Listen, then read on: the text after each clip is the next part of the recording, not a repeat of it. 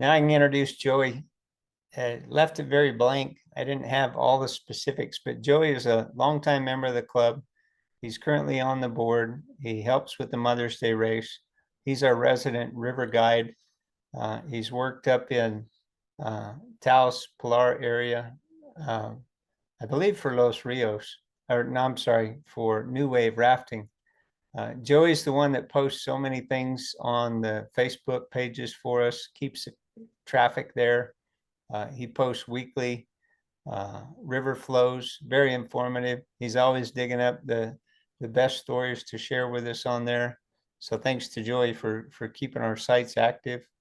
But tonight he's going to discuss different options for off-season training, Swiftwater, wilderness first aid, wilderness survival, all kinds of things that a few of you may have been involved with, but some of you may not be aware of these resources that are out there. And we do get discounts. Hopefully Joey will talk about the New Mexico River Association, NMRA. They're an outfitter up in Taos, and Matt Gontram has been very cooperative with us. He hosts the parties for our Mother's Day at his outfitter facility. That's always a big party. I've never made it to one of those yet, but he's great up there. He also gives us discounts on some of these training when he brings Tommy Graham in or David Hughes in, and gives AWC members like a 10 or 15% discount. So without further ado, Joey, you might want to give us a little more of your background information before we get into your slides, and I'll turn it over to you now. Well, as Scott said, my name's Joey, and I've worked as a river guide with New Wave for about 10 years. And I've had some chances to do boating on other rivers. I've been some places, done the canyons, the wilderness, these kinds of things. And one of the things that sort of came up is as you do river guiding, as you explore these other rivers, is you start hearing about swiftwater rescue, wilderness medicine. Some river companies, for example, they'll actually give you a boost in your pay if you get certified and things like that. I wanted to kind of share sort of a story of how I encountered these things. And I really want to leave the door open for anyone who has something that said like, hey, I've done something, I've tried something, and there's this option, there's that option. And I'm sort of just giving like one path that I took. Please share if you have something else that you've seen, something you've tried. And I'll just jump into it. Joey, I made you Yes. co-host so that you can share your slides. Oh, good. Thank you. All right, here we go. Let me switch on the screen share here. And then let me do this. All right, here we go. Does everybody see the slide? Is it taking up the screen? Yes. Oh, perfect. Yeah, looks great. I recognize that rapid too. Maybe not at that level though. Is that power line? Yep. That's actually big rocks. If you go through the slot, there's an eddy you can catch sort of on the other end of the slot, and you can just kind of hang out there and take some video. The slot's kind of a gnarly place. I mean, you could get hurt there if you're not careful. There's an undercut on the large boulder there, the big rock, or they sometimes call it Thunderdome. I've heard river guides call it Thunderdome. It's one of those places where, you might have an incident where you need to use some swiftwater rescue skills. I was doing a float with some friends, and I flipped my raft in there once. It's one of those places where things can happen. So, well, it's a good place to start. Now, what's the CFS there, Joey? Joey, what's the CFS there? Oh, golly, I'm trying to remember. It's between 200 and 300. That was between 200 and 300, probably lower 200s. That's the lowest I've ever seen that gnarly is. Wow. Thank you. If you're not careful, you may end up in the toilet bowl on the left side, like a couple of rafts did. That does happen. Anyway, I'll save river stories. Because golly, I could tell you some toilet bowl stories, and I'd love to hear some toilet bowl stories. Those are always pretty good. Hopefully they're good. Because again, you could actually get hurt there. It's one of the things that the guides will say, and I'll move on to the next slide. sorry, it's River Stories. I assume you know how that goes with River Stories. They say lean in, get yourself kind of inward of the raft so you're not banging elbows and stuff at these lower flows if you're going through toilet bowl. That's something that's easy to do, and you can hurt a shoulder, hurt an elbow. But and that's going to bring up, some of the things we're going to talk about here tonight. If you're thinking of Swiftwater Rescue and Wilderness Medicine, what I'm going to do is I'm just going to share the path that I took with this. Now, it's going to be a somewhat limited path. And I typically went with, for my Swiftwater Rescue and for Wilderness Medicine, I basically went with two companies. There's a lot of different companies for this. For example, I think Corey Spores, for example, has a lot of good recommendations for Wilderness Medicine. I tended to sort of orbit around Knowles. So when I do like a woofer renewal, I'll do it with Knowles. But again, folks like Corey Spores, they have a lot of recommendations about other things other companies you could go with. I'm basically going to look at three categories. There's Swiftwater Rescue, there's Wilderness Medicine, and then there's an area I haven't really gotten into, but I think it could be something to think about depending on where you're going. And that's just they'll have these wilderness survival courses, or something that's kind of specialized like rock climbing. And we'll get into that towards the end. But it's something I haven't explored very much. And if anyone would want to share something about that, where you took a course, like maybe it's a survival course, maybe it's a compass use course, maybe it's something with rock climbing that you learned that could be helpful where you're going, especially if you're in a canyon where you could get stuck. But again, this is kind of a personal journey that could definitely, it's sort of a Christmas tree that could definitely use some decorations. That's the way I would put it. All right. So the first thing I'm going to get into is Swiftwater Rescue. And this is probably, I think this is some of the best advice I've heard as a river guide. There's a guide at New Wave named Neil, and he says you want to get comfortable in your place of work. Like you go to an office, you want to be comfortable in that office. And you do the same thing with the river. Now, rivers can be very intimidating. I mean, we could all share that story of that one time where we fell out the first time and what that felt like. Rivers are powerful. There's rocks and trees. The water can be cold. You hit that water, like it can be hard to breathe. And it's like, gosh, this is shocking. And one of the things that's great with Swiftwater Rescue courses is they're an opportunity to kind of confront some of those fears, those sort of uncomfortable situations. And I think that's just something that's really awesome. I've been taking, now my journey with this, I took my first course with New Wave Rafting, and that was in 2016. And a lot of the river companies, if you decide to take a river guiding course or school with a river company, they often include a Swiftwater Rescue course option if it's not just automatically put in there, like you can do an additional thing. So if you go do a guide school from the local companies, this is something they might offer. And my class was really good. I got a lot out of that class, and I definitely recommend it.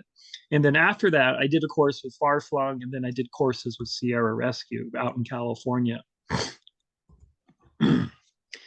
Now, from what I can tell, there seems to be three categories of Swiftwater Rescue courses. One are the Rescue 3 courses, and these tended to be the courses I've taken. I haven't taken an ACA class yet. Rescue 3, there's different kinds of classes they offer, and I'll get into the specifics of what's taught in these classes. And I should mention, this is kind of like an off-season thing. Sometimes you finish your boating season and you realize that, hey, it'd be kind of nice to get a little more comfortable with this or that. I want to learn how to get a boat taken off a rock, or I want to know how to deal with this kind of an injury that someone has, like if they get like a dislocated shoulder, what are some of the things that I could do? Courses like this, it's a great thing to pursue when you have the time. Maybe the boating season's over and you want to explore some of these things, other skills you can learn to take with you on the river. Now, the courses that Rescue 3 seemed to offer, at least in the beginning, was what's called SRT1 and SRTA, Swiftwater Rescue Technician Level 1 and Swiftwater Rescue Technician Advanced. And you could typically take a third class with that, which is about ropes and pulleys. And I'll get into why that's the case, why you would take a ropes and pulleys class if you're going to go boating. And not necessarily because of Z-drag. This is something there's more that's going to happen. This typically now is really for EMS, law enforcement. It's kind of something that they sort of try to encourage folks who are in those fields to take. If you're a river guide or recreational boater, they typically try to move you into what's called the river rescue courses. At least this is what Sierra Rescue does. And they have an advanced level, a professional level. There's also a whitewater rescue professional course that's Rescue 3. And again, my experience with this is based out of Sierra Rescue. And according to Sierra Rescue's website, the River Rescue Advanced course is about a level 5 Swiftwater course with ACA. So there's the ACA certification. ACA, I'll back up here. ACA is the levels 2 and 5, and I really can't speak too much to that.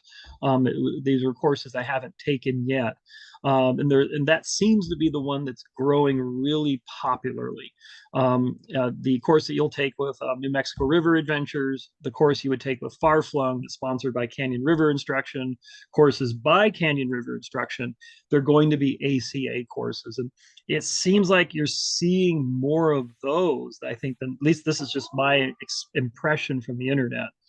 Take that as you will. These are really growing in popularity. And ACA is starting to do some very different things. They're actually starting getting into essentially river guide certifications, similar to what the International Rafting Federation does for guides who raft or guide overseas. It's a way of sort of assessing your skills, and according to their standards and to their assessor, you have this sort of level of skills. So ACA seems to be it's becoming more popular, and it's growing in its offerings. So Rescue 3, ACA, and then you'll get proprietary certifications, like what I had at New Wave. The one with Far Flung that I took, which wasn't ACA, if I remember correctly, but it was a different kind of certification. But the idea is that they have standards. You meet those standards. They say you've accomplished this thing, this list of skills. You can do these things and they keep files of what you've done during the course. And there's other companies like the Swiftwater Safety Institute. They have a certification of their own as well. I think Sierra Rescue does too. But it seems like the two big certifications that are they're pretty common are going to be Rescue 3 and ACA. But again, ACA is just becoming more popular, just what it seems like. All right. So the topics in these courses. Well, what are things that you want to learn? There's a lot of things that they go over. There's river tools, how to use a throw rope, stuff about carabiners, like, you got the closed carabiner, the open carabiner, how to use your rescue PFD, how to use a Z-grip drag kit, and other things. There's river skills. They're going to talk about swimming, how to use these tools, communications. How do you communicate with the river? It's loud down there. How do you do patient recovery? If someone's hurt on the river and they're down in the canyon, how do you get them out? And there's also special rescue techniques. And then the other thing they go into is hydrology. These are river currents, rapid features, strainers. There's the strainer swim. And then a lot of these courses that you take, and this includes the river rescue courses as well. This isn't just the courses for like EMS or law enforcement. You will do some kind of rescue mission, and they can get fairly involved. Now, the thing that I really enjoyed about taking Swiftwater, something that really helped, and I'm finishing my season, and I'm sort of reflecting on it, was just swimming in rivers, getting comfortable swimming in rapids. And I think that's one of the great things that Swiftwater rescue classes offer. If it's an opportunity to get together with other people, fellow boaters, and you're going to be swimming through usually a class 2 rapid or the bottom of a class 3 rapid, you have people that can watch out for you, they can provide safety for you, and you have a lead instructor who's guiding you on how to deal with the river. The river rescue course, I took a river rescue course through Sierra Rescue in 2019. This was actually held in Globe, Arizona. It was a Saturday, Sunday offering. And for that one, we would do defensive and aggressive swimming. So you're lying on your back, going down the river, kicking off the rocks with your feet. They also went over how to lie on your stomach and basically swim like you're doing a crawl stroke. catching rescue ropes as your fellow trainees are learning how to throw ropes to people, throw bags to people. You got to have someone to throw that throw bag to. So you're climbing into the water, going through the rapids, saying, "Hey, I need a throw bag," and you get to be that person. It's just more experience in the water. Excuse me. You're going to be swimming across currents. You're going to be catching eddies, rolling into eddies, and then there's a strainer swim. Someone will take like a golly, sort of a flexible tube, and you'll swim up to it, and you'll try to sort of, I don't know what you would call it. You sort of try to push up over it, and instead of going under, you don't want to go under. There's little tricks you're going to learn. I think one of my favorites was at the river rescue course in Arizona. There was a fellow, the instructor said, it's cold. This was like, I think in March, and it's really cold. And so we're going to be swimming in the river. So we have dry suits and the gloves and all the warm gear, but it's still your face. You're still splashing your face. It doesn't feel good. And so what he recommended doing is, instead of just hitting the water the first time, let your face hit the water the first time. And he suggested splash your face with water. Start splashing it before you go in, and that'll help take some of the shock off of the impact with the cold water that you might get. So I thought that was really helpful. It's a trick I still use today. I thought that was really great. Knot tying. If you want to learn to tie knots, so there's a website here, Animated Knots. There's a number of them out there you can check out, but you'll learn to tie knots. The family of figure eights, there's a whole bunch of those. You've got your Prusik knot for your Z drags. You have your clove hitch. There's the water knot for setting up your anchors. This was an interesting one, the transport hitch. And again, this came from the river rescue course through Sierra Rescue that was in Arizona. And this was something we would use to change the shape of a raft. The idea is that if you have a raft that's pinned on a rock, you don't necessarily have to just muscle the thing off the rock. If you can change its shape enough, so when the water's hitting it, it'll help push the boat off the rock. That was what they were saying was the goal. And you can use this transport hitch from bow to stern to help sort of deform the shape of the raft enough so the river will strike it now at different angles and help you peel it off that rock. I thought that was really cool. And there's all kinds of tricks you can use for learning these things. There's mnemonics. I think with knot tying, there's a lot of rabbits running around trees and diving into holes. That seems to be kind of a thing with knot tying. There seems to be schools of thought on that. And then a cool thing I thought was kind of you can do to help remember knots and carry a couple carabiners, just carry a length of rope, and you can just walk around practicing that. It's just kind of a neat thing you can do. Now, throw bags, they'll go into stuff like how you stuff your bag, managing, removing knots. This was an interesting thing they talked about. And this seems to be, I think, a Sierra Rescue thing, is when you get your throw bag, it has like these knots on it, and you have like the loop, the plastic piece you put your hand through.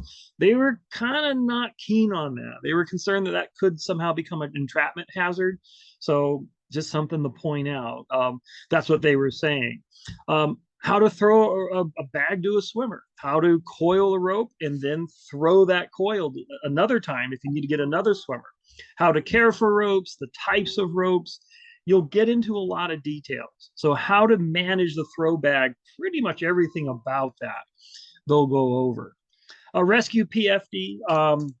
The first time I ever used a rescue PFD, that's that PFD that has the strap around the midsection. It has that ring on the back. We actually got to play with that.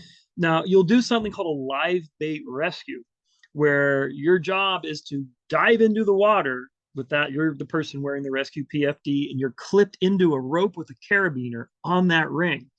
And you're going to go into the water. You do a Swiftwater entry is what it is. It's kind of like a diving belly flop is what you do. You swim out to someone and you try to bring them back. And if it doesn't work out, you pull a little orange ball and it makes the strap come loose. So you get to actually use that thing. You're going to play with it in the water. I remember at one course with Far Flung Adventures in 2019, they actually had us clip into a line that went across the river.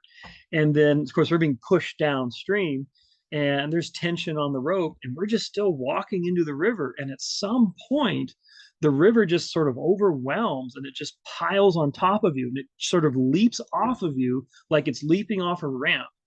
And you would see the person doing this and they sort of disappear into the river except for like this sort of shell of splashing water coming over them. And what it is, it's sort of an air chamber that's happening. You have the river actually going over you, and this contraption, the strap that you're using, this is what the rescue PFD ring, and then the release is letting you stay clipped into the rope so that effect happens. And then you pull your orange little ball there, and that lets you get out of that. So there's some interesting things you will do. And that's just kind of the cool thing with these courses. You're getting in the water, you're playing around with all this gear, you're doing it with like-minded people. You have someone who's very experienced, who's guiding you through this. It's a great way to get some of those experiences that could be very uncomfortable to do if you're doing it for like the first time on the river, kind of by accident. So this is a great opportunity to do these things on purpose and with people who are going to watch out for you. And then there's the Z-drag. You can do the Z-drag kit, anchoring to a boat, anchoring the shore, using your throw bag rope to set that up, carabiners and prusik, and then just the design of the thing, how you put this together. And I've heard people say that I don't know, it's not too common to break out a Z-drag kit. There's a lot of ways. Again, you can just deform the boat enough to get the river to hit it at different angles. At least that's what they were saying with Sierra Rescue. Communications. If you want to know how to communicate on the river, these classes will go over that. They'll talk about whistle blows. I do remember it was Canyon River instruction. It was mentioned that, sometimes people will say it's 1 blow for this, 2 blow for this, 3 blow for that. And I remember hearing them say, it's like, you know what, if you can just if you're in trouble and you need attention, do what you need to do with that whistle to get that attention. And then with hand and paddle signals, like pointing positive. The thing with this, though, is that the river's really loud, and yelling over the river, making sounds over the river might be difficult or impossible. There's other ways to communicate, and they'll talk about that. Raft flip recovery. If this is something that after coming off your rafting season, you're like, okay, what do I do here? And again, I've heard different things about this. I've had one class where they said, look, realistically, what you're going to do is you're going to swim this boat to shore. And once you get it to shore, then you're going to flip it over. I'm pretty sure every class I've ever taken, though, they're going to have you climb up on the raft and flip over that raft and then try to climb back into it. One of the neat things I remember, and again, it was that same river rescue course in Globe. They mentioned that if you're having trouble climbing back into the raft, if you get up on the surface of the water, really use that forward tug to get momentum that's going to help you get into the raft. It's not just about trying to push up vertically. You can use that forward tug to kind of help approach it at a slightly different angle. And it seemed to work. That actually seemed to work. I know climbing in the raft can be very difficult.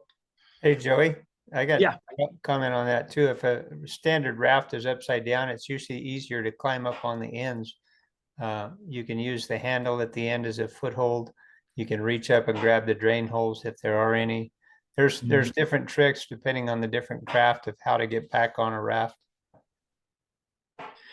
It's something that could, I think that's the best way to do it. If you come in from the ends of the boat, it's just, that's where it's going to be lowest. You're not going to have as much. I mean, if you're coming on the sides, it's going to be like really hard. It's a great opportunity to practice that.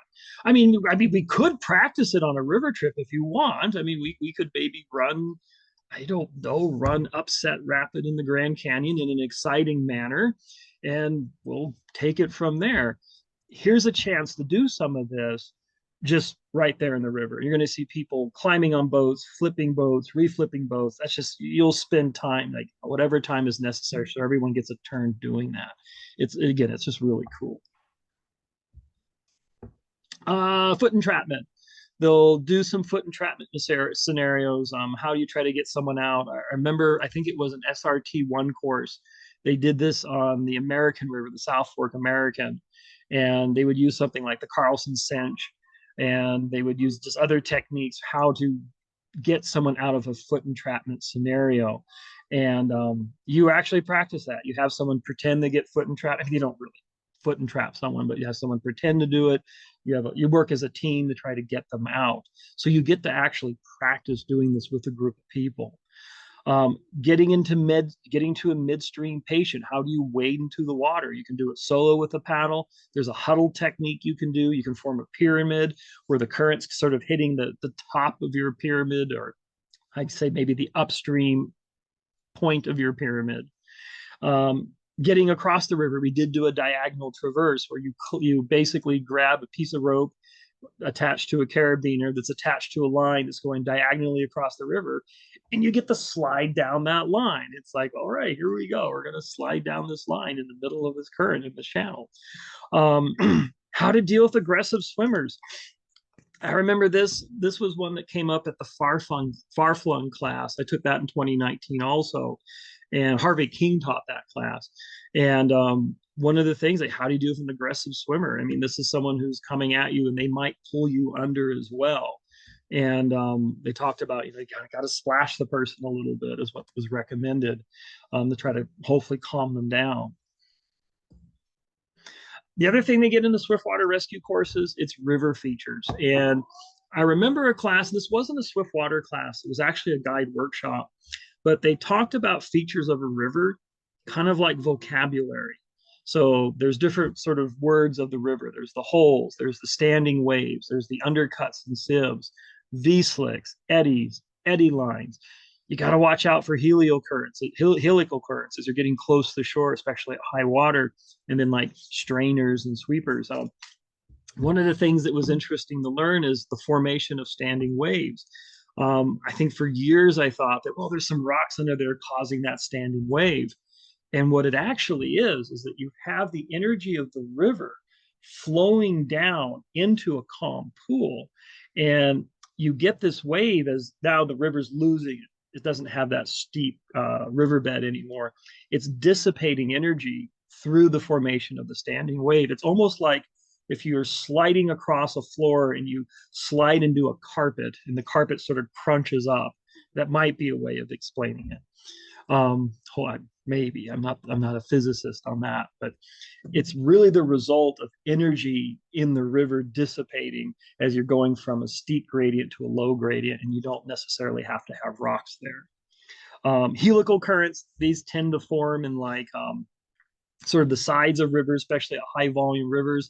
You'll swim, and you kind of try to get to shore, and you hit this helical current.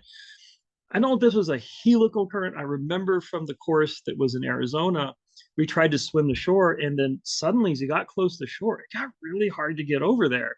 I think it was more of an eddy kind of thing, but you do this roll, you learn how to do an eddy roll or a barrel roll to get into these eddies, so you're not just bouncing off the eddy line, but continue downstream.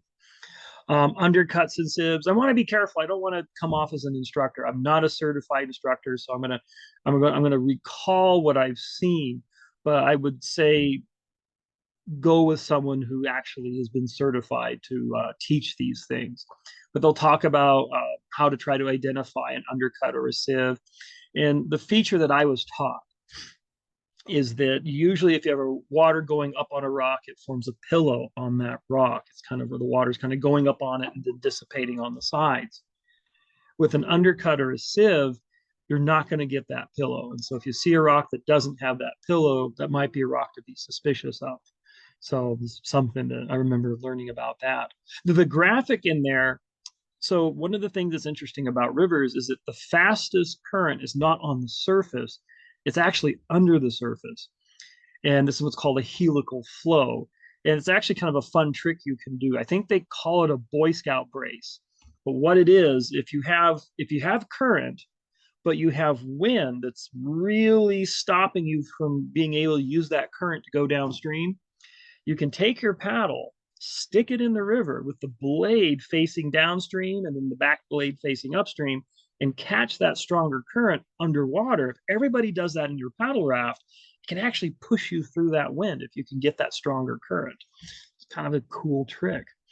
And then the strainers, you'll do the strainer swim. You'll have a couple people who hold like a piece of PVC that's just under the surface. They're going to have you swim up to it and then try to hoist yourself up over it. The idea being is that you don't want to go under strainers That's where you're going to get the tree branches where you could get caught in. It's better that you don't want to get caught in those under the water. You want to try to do everything above the water. But again, I'm not an instructor. I'm just going to give you recall.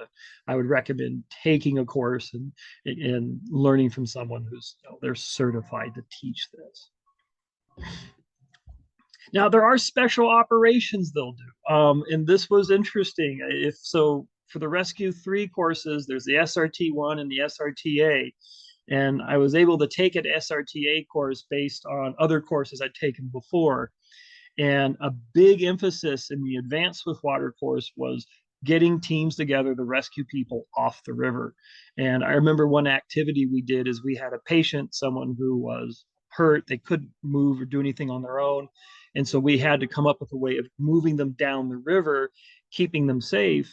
And then once you got them down the river, you had to get them up the bank. And this was I want to say this was near the confluence. I might have this wrong. I thought it was near the confluence of the South Fork and Middle Fork American. It's a big riverbank down there. And so one of the things that they'll do is you will do something with pulleys and ropes and anchors. And then you're going to get this person all packaged up.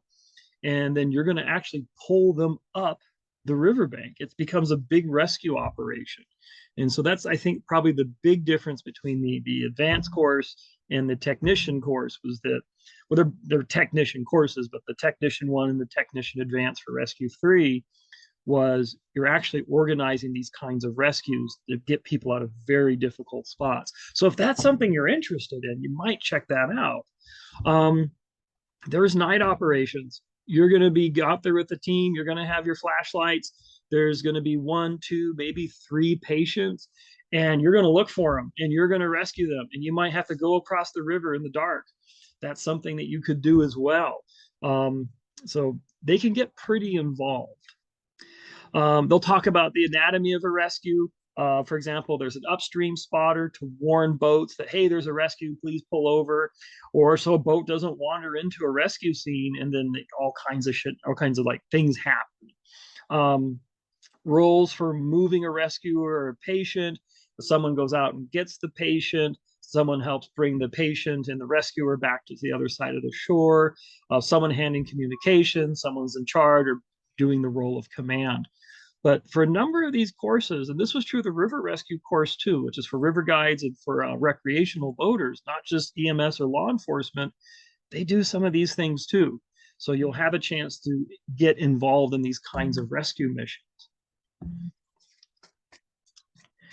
So any questions about Swiftwater rescue? And I'm not an expert on this. So my journey with this is in 2016, I took my first course with New Wave.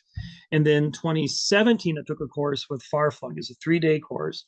Excuse me. 2019, I did a river rescue course with Sierra Rescue. And then in 2021, I did an SRTA based on the courses I'd taken before. And I thought, I want to take the SRT-1. And then I was like, oh my gosh, I felt like I needed to review that material. So I took the SRT-1 in 2022, and that was a great course. And again, the opportunities to just get out there and swim with people, the opportunities to just, do a lot of these river things that maybe you're not comfortable with, and just try some different things too, like some of these rescue operations, become familiar with the gear, how to use the gear. It's just a great way to do that. And then you meet some really cool people too. It's fun. They're a lot of fun. But any questions about that? And does anyone have anything to add about this? Anything to add? Joey, I'd just recommend Tommy Graham. He does a great job. There's a couple other companies in the area. Vince Moffat, I think he still runs a Royal Rescue up out of Farmington. He does mostly fire department training, EMS type training. But if we had enough people that had interest from the club, we might be able to schedule a group and schedule a course specific for AWC if we get enough interest in it. Well, I remember talking to Dvorak. They're a company up in Colorado, and that would be a thing that would come up. There'd be a course I'd be interested in, and I'd say, hey, I want to sign up for this. And they'd say, well, need to bring a couple extra people because we don't have enough people signed up. If we can't just do it for one person. And that seemed to be something that would come up from time to time. Like, hey, could you, bring in some more people so it's sort of worth our while to put on the program. So yeah, that could be a very helpful thing. Yeah, and Joey, I kind of put a note in the chat. So yeah, like you said, the ACA has got an outline of different safety and rescue classes, and the curriculum, if you want to get an idea of what level 1 or level 2, level 3, level 4, level 5 looks like, the curriculum is listed on the ACA website. You go to the education tab, curriculum, and safety and rescue. I put that in the chat. Well, thank you, Rob. Yep. Though, like all these courses, you could usually get some kind of a syllabus of what they're going to cover. All right. So the other thing I got interested in was wilderness medicine, and I started getting into this before I actually got into Swiftwater.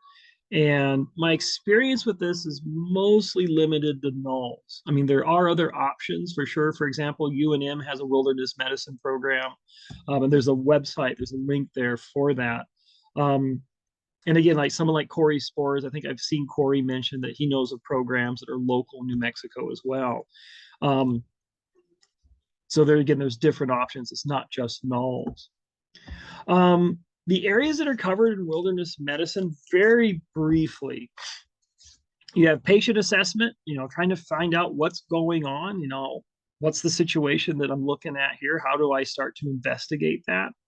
PPE, personal protective equipment, these like gloves, goggles, things like this.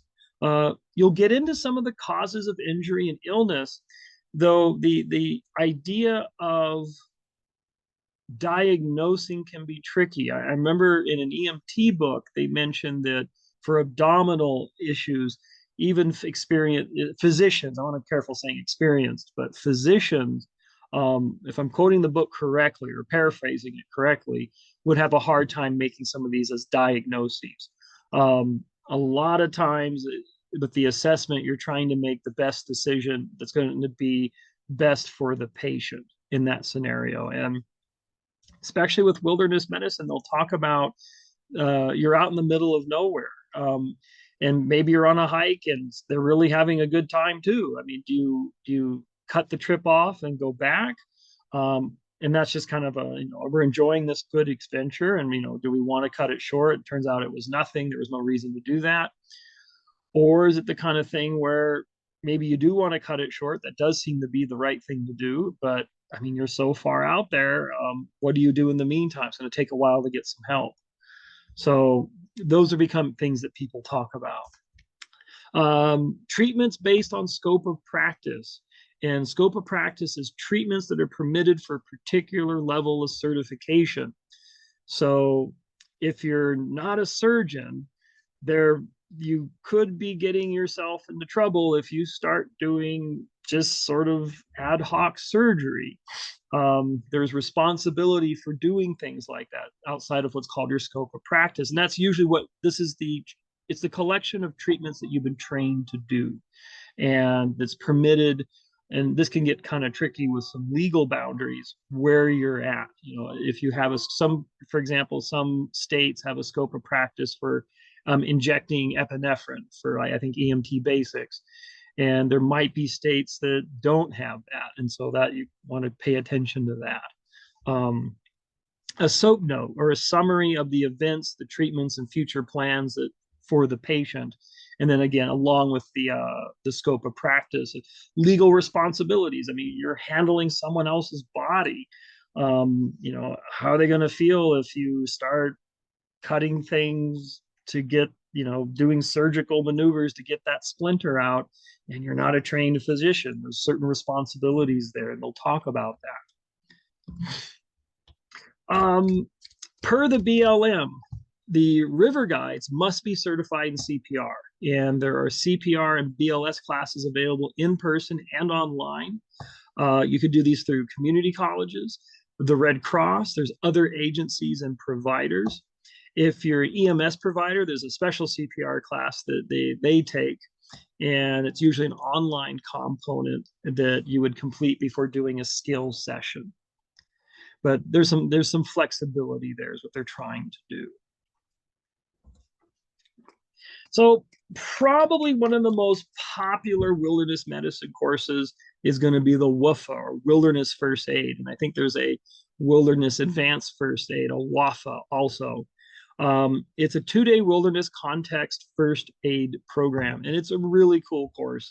It's usually kind of like an 8 to 5 followed up by an 8 to 5 the next day. It's skills for assisting injured patients in the wilderness. A lot of this is going to be discussing how to use available outdoor equipment to just help people. I mean, using foam bat, like for example, you'll use a foam pad, some sort of common wilderness items people will bring, like maybe you have some ropes you can use, or maybe some bungee cords. You try to build a splint out of that for like a knee injury or a broken leg. And that's one of the things that's I think that's fairly consistent. Like I think almost every wilderness first aid course I've taken, that's the one that you tend to do. You do the leg splint with the foam pad. Students take notes, but it's also a lot of teamwork. You do a lot of scenarios. So you'll have like patients will be selected from your group. They'll disperse themselves around the grounds. And then, there'll be a team that will go look for each patient. And the patient's going to have some kind of injury, and you have to give the patient a patient assessment, try to figure out what's going wrong. You'll have some tools available to try to address that problem, like building a splint. And then you'll come up with some kind of a SOAP note, some kind of a conclusion of, hey, this is what we've done, and this is how we're going to reassess the patient, and these are our plans for this person. They come with a booklet. Swiftwater courses tend to do that also. They come with a booklet that talks about the things that are discussed in the course. And for wilderness medicine is the patient assessment guide. WFA classes, if you have a WFR, a wilderness first responder, and we'll talk about that next, they can be used to recertify WFR certifications, at least with NULS. NULS will do that, though I think they prefer that you do their official WFR recertification course. That's what they tend to prefer. And then again, there's an advanced version of the wilderness first aid called the WAFA. So wilderness medicine, the WFR, this is probably the industry standard. Now, the WFA, it's 2-day course. So you can usually take it on a weekend, Saturday, Sunday. It's really nice. It fits really well in your schedule. Wilderness first responder was tricky. When I took mine, it was 9 days. You had to find 9 days where you could do this. I was lucky. I had a spring break where it lined perfectly with the WFR course. And so I could take the course over the spring break and I was good to go. They do have hybrid versions of this though, where you do online coursework, and this is just what I saw online, and there's a 5-day in-person session.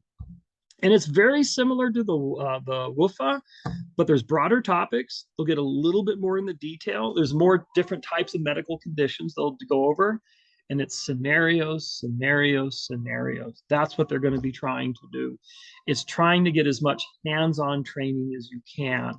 And it's a great opportunity to do that. You can read about things in books, and you can try to get a sense of what's going on, but here you actually get to work with people and try to actually practice these skills in some kind of a real life, theatrical real life scenario.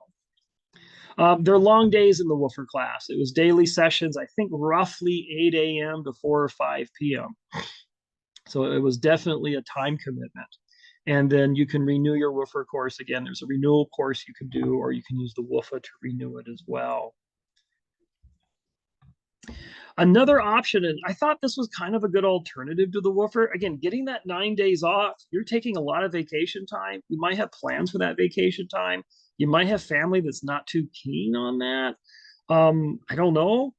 An alternative might be just go for an EMT. You can take EMT courses at local community colleges.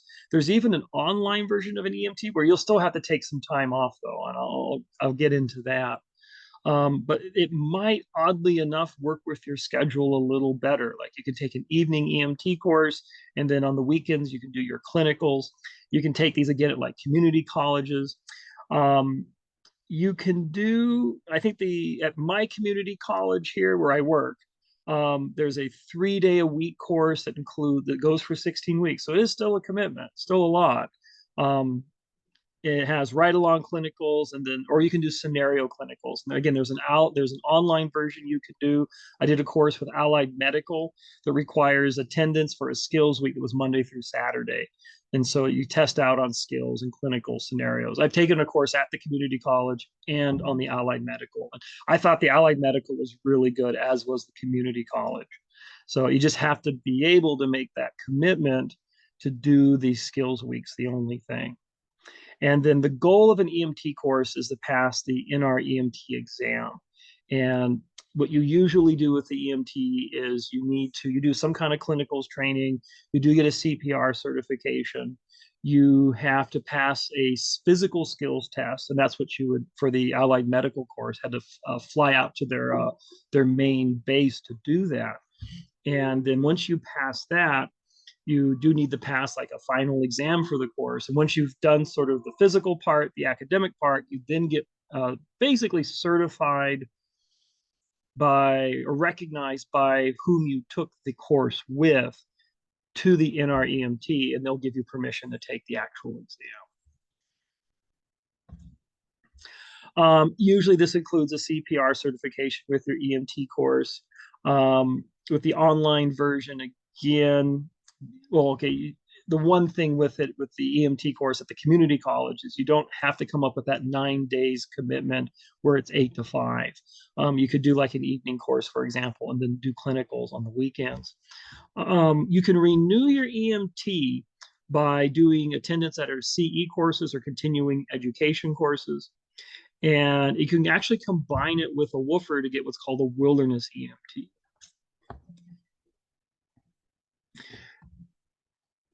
The one thing, though, I would mention, you have these woofers, you have EMT.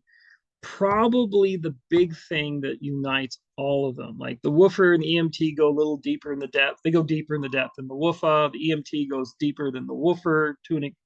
But the one thing that unites all of them is this thing called the patient assessment. And this is really important. It's how you come up to a scene, something's wrong, and how do you assess that? And it can get really tricky. First off, scene safety, that's a big deal. What's your PEPE, personal protective equipment? Your primary assessment, you're looking for life-threatening injuries. This is stuff you got to stop right now. Secondary assessment, things that might not be life-threatening, or you just discovered something that was. There's treatments, there's your report, your SOAP note, and then there's going to be reassessment. This could be kind of tricky. For example, in the EMT course, they typically divided things into trauma and into medical. And one of the things they would mention is that if you have someone with a medical condition, well, maybe that was caused by some kind of traumatic incident. We don't know. Or if you have someone who suffered a trauma, that might have been caused by a medical incident. Like maybe they had, maybe there's an experience with low blood sugar, maybe they had a stroke.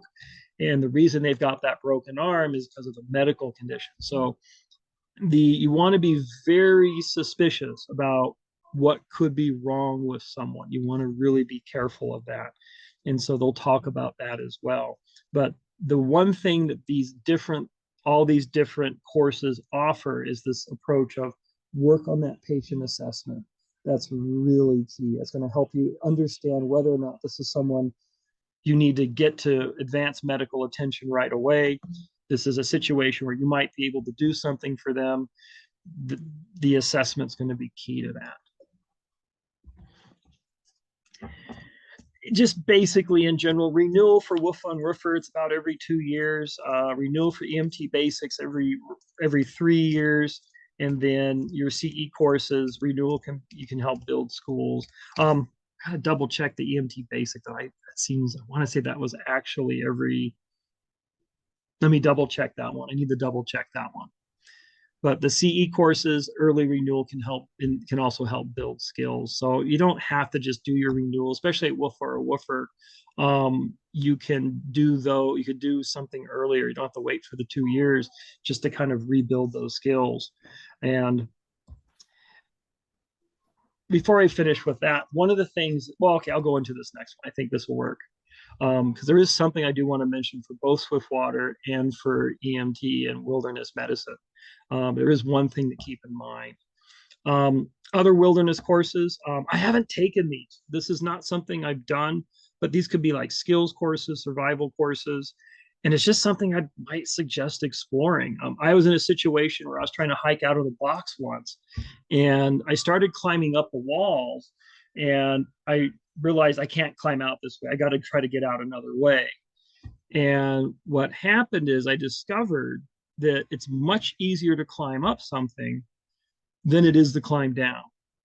And it got me thinking that, I bet that's something that probably, if you're a rock climber or if you're someone who talks about that kind of scenario, this seems like something that might come up.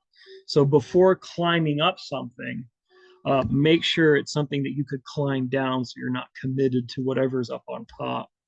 And that would be something that would be, I think that'd be very valuable. The things like compass courses, for example, courses that deal in like how to deal with like hypothermia, how to deal with extreme temperatures, difficult environments, places where resources are going to be minimal, like water, food, and shelter. Wilderness scenarios versus the places that are accessible. Are you doing a wilderness run or you're doing a day run? What are some of the challenges you might run into that wilderness trip? I have heard a story of a technique that's used to prevent foot fungus. I don't know if I would recommend it to everyone, but there is something you can kind of do to prevent foot fungus. Anyway, I'll move on past that. And then things like specific flora or fauna dangers, things like that. So it might not hurt, depending on where you're going, do a little bit of research, take a course that might help you out depending on what environment you're going into, or just what challenges you might anticipate. So this is a big thing with all these courses. When you finish your season and you take these courses, they're a lot of fun. I mean, my woofer was wonderful. You got to meet all these really neat outdoorsy people, and they would tell stories about their jobs in the outdoors, and it was just really cool. The thing about the skills is they can fade fast. And I remember at the end of the woofer course, the instructor warned us about that. This is something you can easily forget. And the same thing with the EMT course. I asked the instructor, I'm a river guide. I don't ride on ambulances and fire trucks every day. What should I do? How should I sort of steward what I've learned? And she says, keep up your skills, practice your skills. And so it's very easy to lose this. It's like that algebra class you took way back when in high school. If you don't use it, you'll lose it. And, something you can try to do to kind of practice these things. Like, for example, with knots, have that length of rope, practice with your knots. Try to find some way of practicing these skills so you don't lose. So any questions?